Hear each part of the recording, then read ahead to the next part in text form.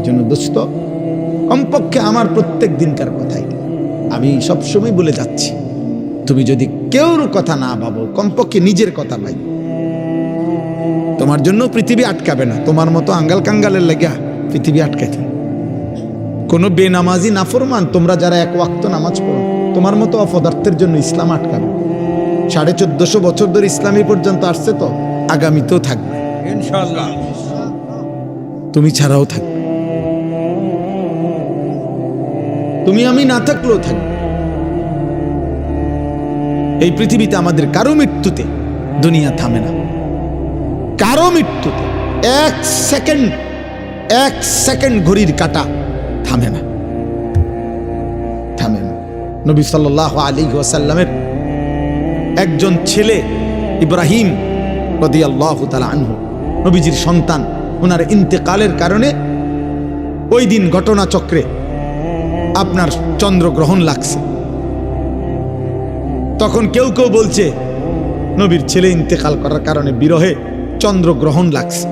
আল্লাহর নবী তৎক্ষণাৎ মসজিদে নববীর মিম্বরের মধ্যে গিয়ে সাহাবীদেরকে ডাকছে, ডাইকা বলছে, সাবধান উম্মত, আর কোনোদিন এ কথা বলবা না, বরং এ কথা স্পষ্ট মনে রাখবা, কারো মৃত্যুতে সূর্য চন্দ্রের গতিতে 1 সেকেন্ডের জন্য কম হয় না।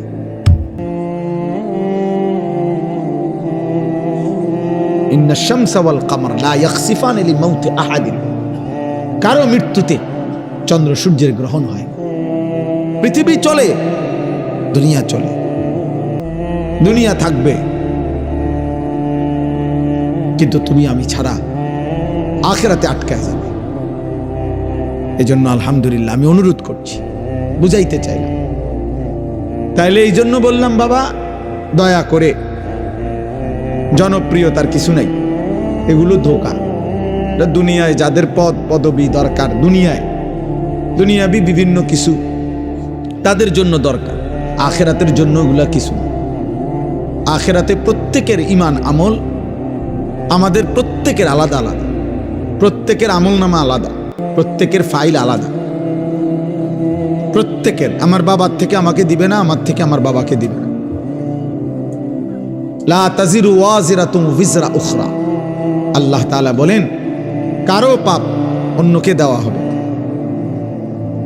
ওয়াকুল্লুহুম আতিহি ইয়াউমাল কিয়ামাতি ফারদা, আল্লাহ তাআলা বলেন সকলেই কিয়ামতের দিন আল্লাহ তাআলার সামনে আসতে হবে একজন একজন। ওয়াকিফুহুম ইন্নাহুম মাসউলুন, আল্লাহ তাআলা বলবেন কিয়ামতের দিন, হে ফেরেশতারা, তোমরা আমার বান্দাকে একজন একজন করে আমার সামনে এনে দাঁড় করাও, আজ আমি আল্লাহ সরাসরি জিজ্ঞেস করব। আমরা কিতাবে পড়ছি, একজন বড় বুজুর্গ ছিলেন হযরত আলী ইবনুল ফুজাইল রাহমাতুল্লাহি আলাইহি, এই এক আয়াত যে আল্লাহ বলছেন ওয়াকিফুহুম ইন্নাহুম মাসউলুন, আমার বান্দাকে দাঁড় করাও, আল্লাহ বলবেন ওকে আমি এখন জিজ্ঞেস করব। এই কথাইটা নিজে রাত্রিবেলা তেলাওয়াত করতে করতে আল্লাহর ভয়ে, আখিরাতের ভয়ে ওই অবস্থাতেই বেহুশ হয়ে গেছেন। আর এরপরে সবাই দেখছে উনি ইন্তেকালই করছেন। আখিরাতের ভয় ওনার জীবন চলে গেছে, যে হায় আমি মালিকের সামনে কি বলবো, আল্লাহ তাআলার সামনে আমি কি বলবো তিনি যখন আমাকে জিজ্ঞেস করবেন। ইন্নাহুম মাসউলুন, ছেলেরা চোখের সামনে কথা বলো না আব্বা, কথা বলো না, ছেলেরা বাপ কথা বলো না আব্বা, প্রিয় ভাই কথা বলো না, তুমি দূরে গিয়া বলো কথা। আহা বদনসিব, জানেও না, কোনো আখলাক নাই। জীবন মানে লাগাম ছাড়া, জীবন মানে চাহিদা পূরণ। আরে দোস্ত, তোমরা জানো না, একটা জিনিস মনে রাখো, জীবন যার শুধু এটাই যে আমার যা মন চাচ্ছে তাই পূরণ করব, চাহিদা পূরণ, এটাই যার জীবন। হালাল না হারাম, উচিত না অনুচিত,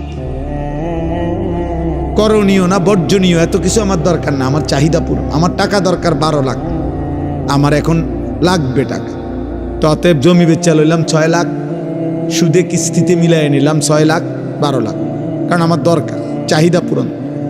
আমার নারী দেখা দরকার, অতএব আমি এখন মোবাইলে পারি টেলিভিশনে পারি, যেমনে পারি, রাস্তার মধ্যে পারি, উলঙ্গ ছবি দেখলাম, নারী দেখলাম, বেহায়া বেপর্দা দেখলাম, আমার চাহিদা পূরণ হওয়া দরকার। এটা হালাল না হারাম আমার এটা জানার দরকার নেই।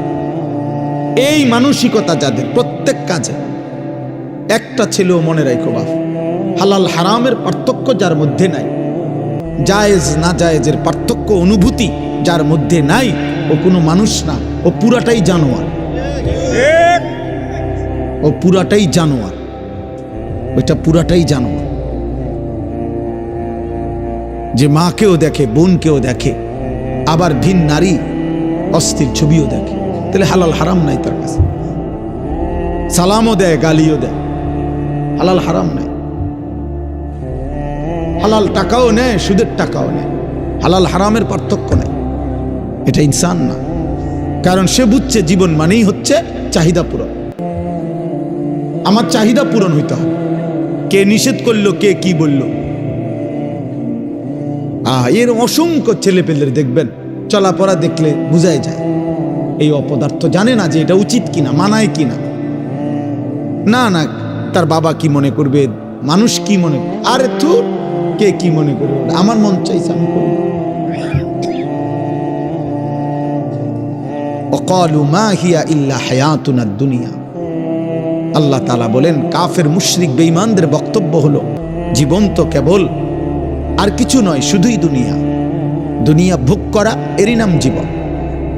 এটা কাফেরের কথা, কোরআনে আল্লাহ বলছে। অথচ আল্লাহ নিজে বলছেন, ওমা হাযিহিল হায়াতুদ দুনিয়া ইল্লা লাহবুন ওয়া লাইব। দুনিয়ার জীবন আর কিছুই নয় বান্দা, শুধুই তামাশা, শুধুই খেলাধুলা। ওয়া ইন্নাদ দারাল আখিরাতা লাহিয়াল হায়াওয়ান। আখিরাতের ঘর জান্নাত, সেটাই কেবল জীবন, সেটাই লাইফ, সেটাই বেঁচে থাকা, জীবনের সার্থকতা, জীবনের সার্থকতা। এই জন্য নওজোয়ান, আল্লাহকে এত ভোলা ভুলছ, আজ আর ফেরাবার কেউ নেই। আখিরাতকে এত ভোলা ভুলছ, আজ আর ফেরাবার কেউ নেই। প্রিয় ছেলে, মনে করো না দুনিয়া তুমি ভোগ করো, আমরা উপাস না, আমরাও তো দুনিয়া যাই কম বেশ খাচ্ছি, আমরাও তো দুনিয়া কম বেশ ভোগ করছি। একটা কুকুর, বিড়াল, শুকরও তো দুনিয়া ভোগ করছে। ওই দেখো, ওই দেখো, ওই অপদার্থরে দেখো, এই যে বেয়াদব, মোবাইল নিষেধ করছে, এরপর মানে এমন ব্রেনে কাজ করে না। হ্যাঁ, বাস্তবতা এটা না, মানে মাথায় কোনো কাজ করে না, সেন্স, তার কাজ একটাই মোবাইল। বললাম না চাহিদা পূরণ। এটা নিষেধ করুক, আপনি নিষেধ করলে আপনি করছেন, এটা আমার তো বিষয় না। আমার হলো আমার যেটা মন চায় আমি এটা করব।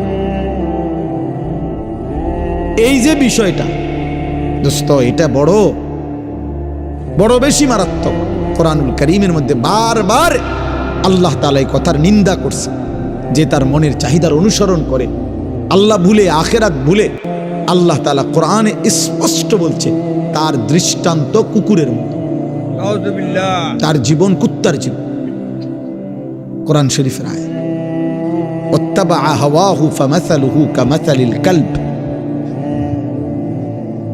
কোরআনুল কারীমের মধ্যে আছে, আল্লাহ বলেন, শয়তান যাকে নিজের আয়ত্তে নিয়ে নেয়, তখন সে যখন তখন তাকে বলে, ওয়াকালা শাইতানু লিল ইনসানি কফুর, কুফরি কর, আল্লাহর নাফরমানি কর, সে সাথে সাথে করে ফেলে। এজন্য কেউ যখন গুনায় অভ্যস্ত হয়ে যায়, হারাম নাফরমানিতে, তখন সে পুরাপুরি নিজেকে শয়তানের হাতে তুলে দেয়। শয়তান তখন তাকে দিয়ে যা ইচ্ছা তাই করাইতে থাকে। কুরআনুল কারীমে আল্লাহ বলছে, ওয়া মান ইয়াত্তাবি' খুতুওয়াতিশ শাইতান, যে শয়তানের পথ অনুসরণ করে, ফা ইন্নাহু ইয়া'মুরু বিল ফাহশাই ওয়াল মুনকার, সে সারাক্ষণ ওই নাফরমানকে দিয়ে এবার অনবরত অশ্লীলতা, বেহায়াপনা, অসভ্যতা এবং যাবতীয় গুনাহের আদেশ করতে থাকে। একবারও বলে না যে কিরে বেটা রাত্রে তো নারী দেখছো, আজকে আর না দেখ, না না, আবার দেখ, আবার দেখ, আবার দেখো, আবার দেখো, আবার দেখো। তুমি একটু আগে বিড়ি খাইলে আর খাইও না, না না, আবার খাও, আবার খাও। শয়তান তাকে 24 ঘন্টা অনবরত গুনাহের কথা বলতে থাকে।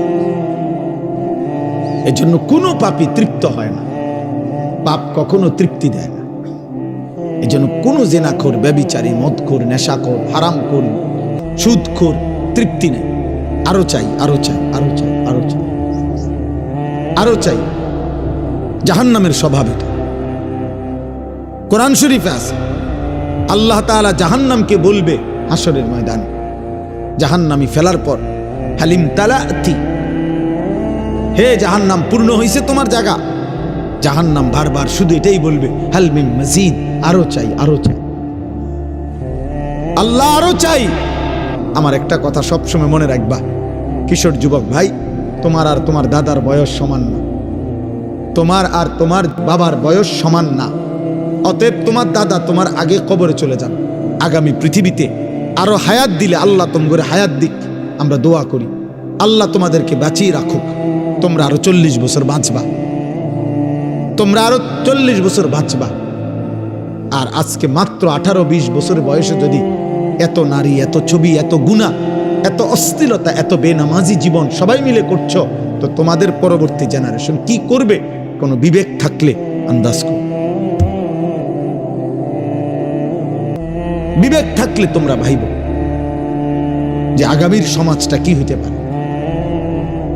গতকালকের পত্রিকার রিপোর্টে আসছে মাত্র 1 বছর, 24 সাল এবং 25 সাল, 1 বছরের ব্যবধানে পত্রিকার রিপোর্ট হলো যে বাংলাদেশের মধ্যে আপনার এইডস আক্রান্ত রোগী গত 10 বছরের চাইতেও সংক্রমণ HIV আক্রান্ত ব্যক্তির পরিমাণ অনেক বেড়ে গেছে। অবাধ যৌনাচার, জিনা, ব্যভিচার, নারী পুরুষ, ছেলে ছেলে, হারাম অশ্লীল সম্পর্কের কারণে এইডস আক্রান্ত, HIV বেড়ে গেছে। চিন্তা করেন। এই জন্য বললাম আগামীর সমাজে তোমার কিংবা তোমার পরিবারের নিরাপত্তা তো দরকার, চরিত্রের পবিত্রতা তো দরকার। কেউ তো চাইবে না তার মাকে, তোমরা যেমন আজকে নারী দেখো, উলঙ্গ ছবি দেখো, তুমি একবার ভাবো তোমার মাকে এমন কেউ দেখুক? তুমি একবার ভাবো তোমার বোনকে এমন উলঙ্গ দেখুক? তুমি একবার ভাবো তোমার মেয়েকে একবার কেউ উলঙ্গ দেখুক? আত্মমর্যাদা, রক্তে যদি 1 ফোঁটা ঈমান থাকে, সে কি এটা মেনে নিবে?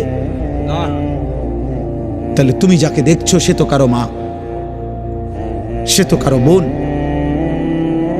সে তো কারো মেয়ে, সেও তো কারো ফুফু, সে তো কারো খালা। আল্লাহ আমাদেরকে বিবেক দান করেন। এজন্য আল্লাহ বলেন, ওয়াকালু আইদা যালালনা ফিল আরদ আইন্না লাফি খালকিন জাদীদ। প্রত্যেক যুগের পাপী, নাফরমান, মুশরিকরা তারা বলতো, নবীজিকেও বলছে মক্কার কাফেররা, যে মুহাম্মদ আমরা হারিয়ে যাব মাটিতে, মাটির সাথে মিশে একাকার হয়ে যাব, আমাদেরকে পুনরায় নতুন করে আখেরাতে কিভাবে আল্লাহ সৃষ্টি করবে, পাবে কোত্থেকে আমাদেরকে? আল্লাহ বলেন, বাল হুম বিলিকাই রাব্বিহিম কাফিরুন। আসলে বন্ধু বিষয়টা এটা না, বিষয়টা হলো ওরা বুঝে আমি এটা করতে পারবো, কারণ আমি আল্লাহ সর্বশক্তিমান, এটা ওরাও মানে। আর সর্বশক্তিমান যিনি, তিনি সব করতে পারেন, তাইলে এটা আমি যে পারবো এটা তারা জানে।